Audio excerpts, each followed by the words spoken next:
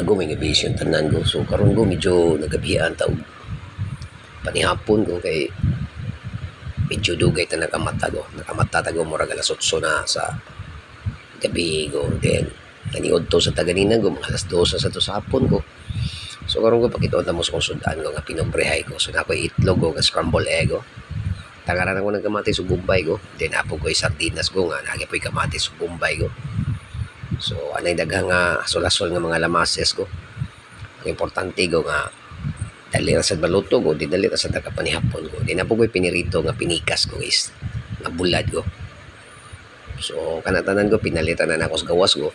Doon man sa dang talipapa diri ko. Sa dang talipapa chef mo ng merkado or palengke. Diyan natay dessert ko nga naihupya na ko. Katong pong dessert ko nga dito kasabot ko. Magikan sa Malaysia ko. Din karon ko muna akong rice ko nga brown rice ko. So nagtoppings ko og tosino ko kay naay sobra ganin ang tosino ko akong sang giinit ko. So mo ni mga video ko sa akong panihapon karong gabi una ko. Sugo ko nga mo ka panihapon ko. Mag-jam tag panihapon ko.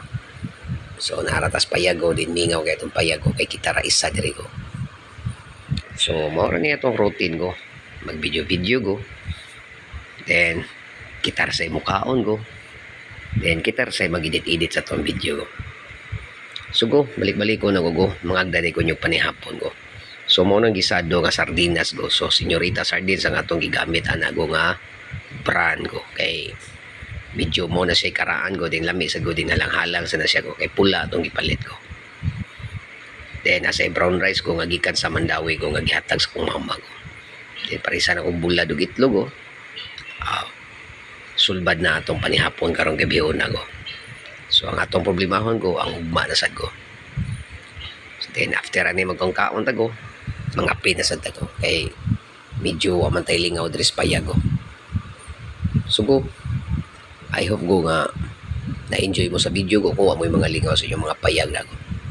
So, kung nasangit mo sa kong wall ko, so, mora to, manihapon na tago. So, muna akong daily routine ko, magluto-luto ko, manlimpyo ko, then edit-edit ko, then mag-video-video ko, then ato na isang i-post ko. Kaya mahom ni siya iusog ko diri sa social media ko nga kung sa mga panghitabo ko sa atong kinabuhi ko, atong i-post-post ko. Then actually ko, ako sad ko, mag-posting ko mga pagkaon ko. Kaya mahom sa akong ginagmay nga negosyo ko nga dapat ko magpatagad ko sa social media ko nga naay masangit sa tungol ko, din manginahanglan sila ko nga magpaluto sila ko. So, mudawat itang luto-luto ko. So, akong number ko, 0995-399-7470 ko. So, makuha na ng personal number ko. Kung matawag mo ko, ako ay makatubagan ako. Then, kung namoy mga birthday ko, sa mga okasyon yung mga panimalay ko, pwede ko nyo i-hire ko. Naara ko sa lawaan, talisay ko. So, dali ra ko nyo makontak ko. Then, pwede sa mo order ko, mga food trays ko, pack meals ko. Then, barato ra sa dangatong mga baligya ko. Then, hangyo mo go, pangyoon gyud punta mo go. Ang ato ago is pinobrehera ang atong negosyo ko. This is Chef Kenzuki. Thank you and enjoy.